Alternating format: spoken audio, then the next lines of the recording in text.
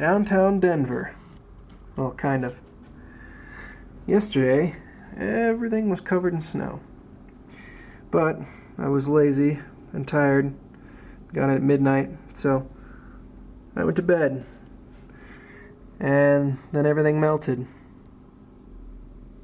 So, that's great. So, what's up, guys? I'm in Denver now. I got in here the other day, last minute for work, and I'll be flying out tomorrow afternoon. It was 90s. It was in the 90s last week, and yesterday it was in the 30s and snowed, and then it'll be in the 90s again next week. So, caught that perfectly. So I have a few hours before I gotta go back out to work. So I was gonna talk about the camera that I brought with me for this trip as far as film goes. Now I know previously I talked about my camera setup for film and travel, and it was the Pentax system with the Super Takumar lenses, which is still a great system. I still use that when I need to use those lenses for both photo and video. I can use it on my DSLR, or I guess mirrorless, and I can also use that with the Pentax Spotmatic.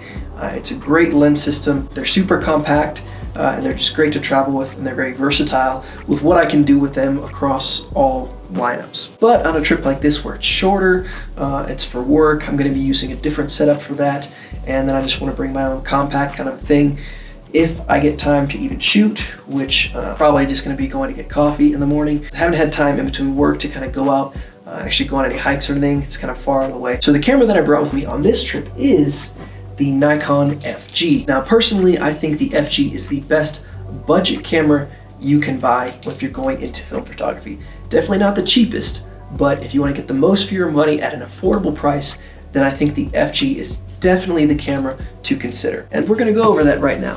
So the FG came after the EM. Now previously I had a video with my 5 underrated, inexpensive film cameras for 2020.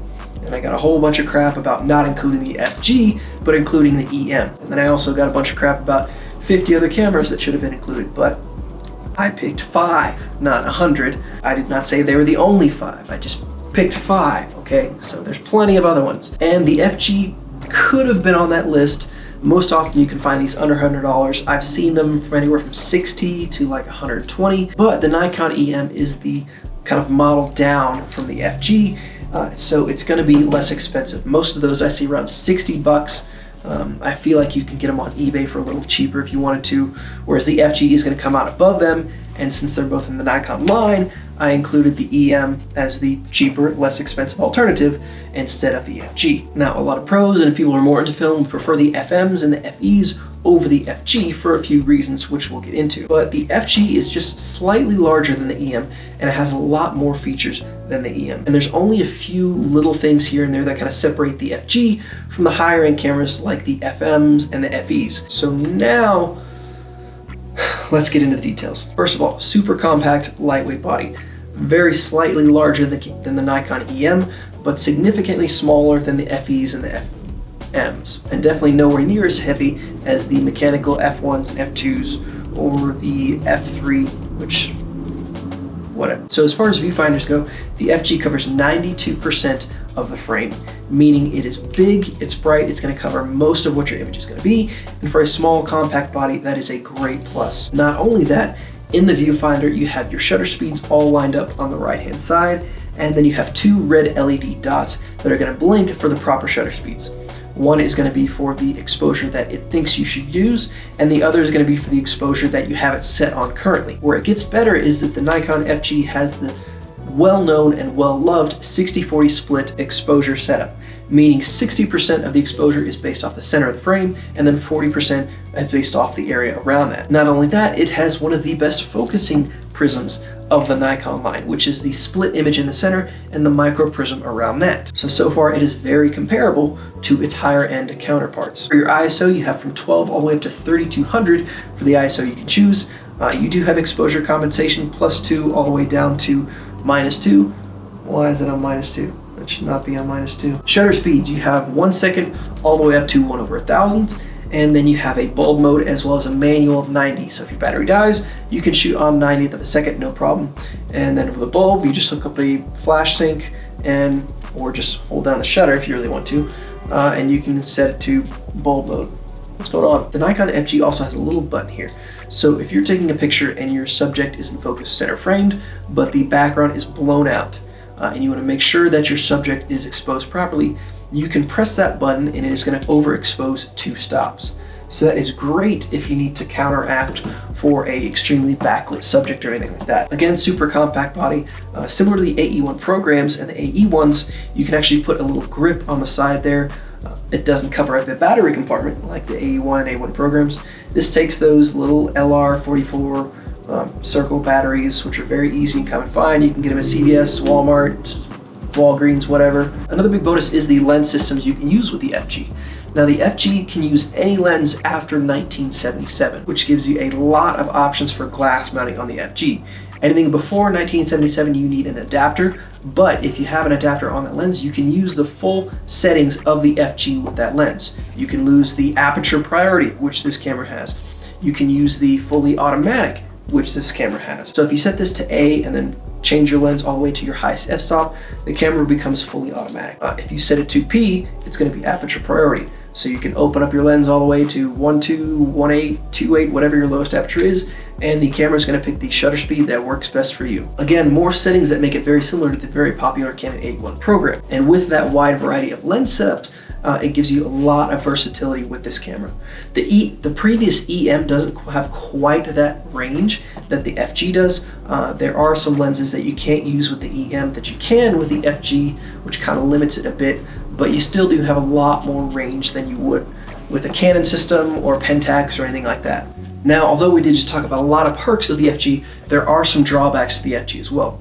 First of all, although it is extremely light, small, and compact, which makes it great for travel and just a very nice, easy run and gun camera, it's not going to weigh down your neck. That also means that you're going to have a bigger shutter slap with the FG.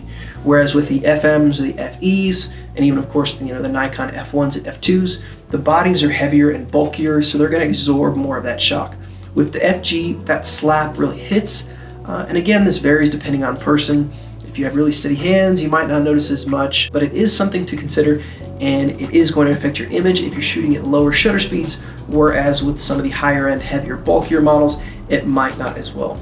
And the same with that weight plays into with a bigger lens. It's going to be more front heavy and kind of awkward feel to it, whereas with the heavier bodies, it's going to feel more steady and balanced. Second of all is that it doesn't have an exposure lock.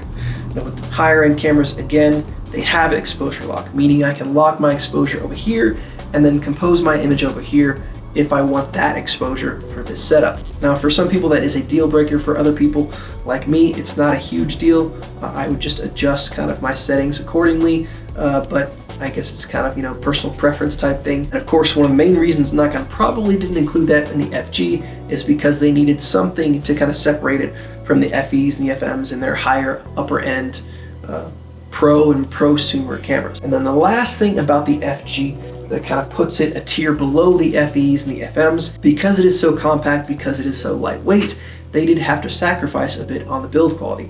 So it's probably not going to be as durable or last you as long as the heavier metal versions, FEs, FMs, F2s, F1s, F3s. You sacrifice that for the lightweight compact body. But if you're comparing this to other cameras similar to it, so for instance, the Pentax ME or the Canon AE1 program or the Canon AE1 or the Minolta X700, it doesn't have any that I know of, things like a squeaky shutter or a capacitor blowing out like the X700, or the electrical issues that the MEs, the Pentax MEs, are known to have. Will it have some electronical issues or some mechanical failures because of that build? Probably, but if you compare it across the line, I've heard a lot less of that from the Nikon FG than I have of the other cameras. And I have to get going here in a minute, so we're gonna wrap this up. So with that build quality, it comes at a cheaper price. Like I said, I can find these from anywhere from $60 to $100. I see them around that range, just depending.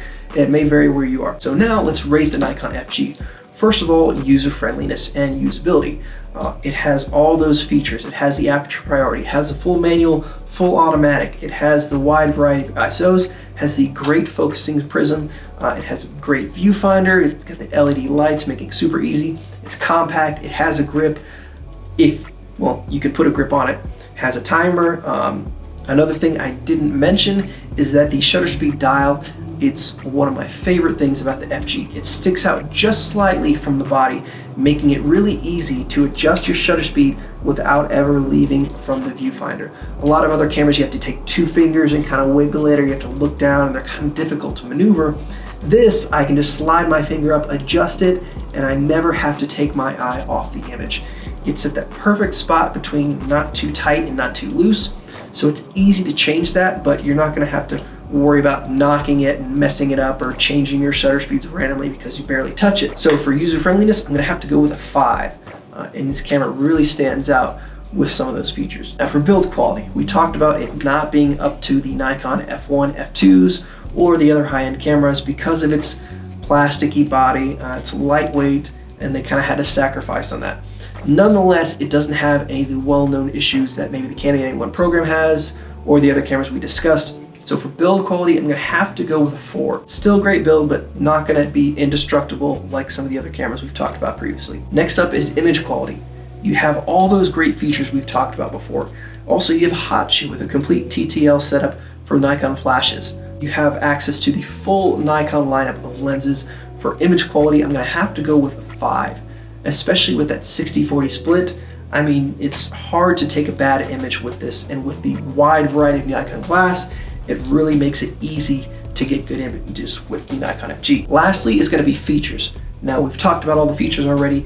The one downside to this is that you don't have exposure lock, and because of that and the fact that that separates it from those higher end FEs, FMs, that kind of thing, I'm going to have to go with a 4 on features for the Nikon FG. Now, of course, you're going to see some images I've taken with this on previous trips, and then the plan is to go out in the morning on my walk to get some coffee. I saw a lot of cool spots on the way that I didn't take this camera with previously, and I should have, because then it was covered in snow and the colors were great, and 2 hours later it was all gone.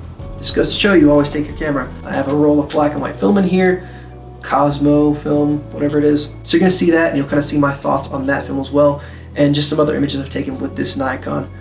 Nothing super spectacular. I haven't used it a whole lot on trips because I use other setups just depending on what it is. But yeah, that kind of wraps it up on the Nikon FG. Fantastic camera. If you're looking for a budget camera that's going to put you into a good setup for upgrades later, it's not super cheap, but it is the best bang for your buck, and it is going to be very affordable compared to some of the alternatives. So I highly recommend the Nikon FG. Honestly, I think it's the best camera you can put money into at that price range. But look to spend anywhere from $60 to $100 depending on where you're looking and where you can find it. So that's going to wrap up my little video on this trip to Denver, and I will be back home in a couple days. And yeah, I'll see you in the next one.